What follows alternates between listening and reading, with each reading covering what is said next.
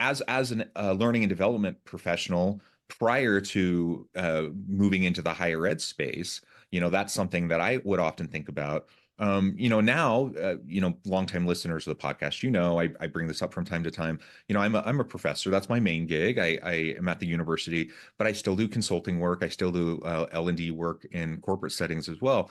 But one thing that I'm always telling professors in my department is, let's just work to be, I usually say 5%, but let's like work to be 5% better. Like we Right. don't need to be 100% better. We don't need to be 50% better. We don't need to be 10% better. Like let's just strive to be 5% better. Like if you can just be a little bit better consistently, the change is dramatic, right?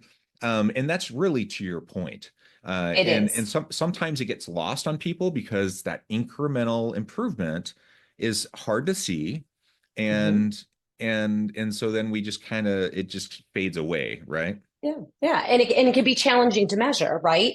And it's hard to recognize how a program or skill development in, for example, difficult conversations, something related to Yeah, that, yeah, where I, as a leader, have learned to and embrace getting ahead of it, taking initiative, taking the lead, um, capturing or that conversation or engaging that conversation when something is smaller, so that I can get ahead of it.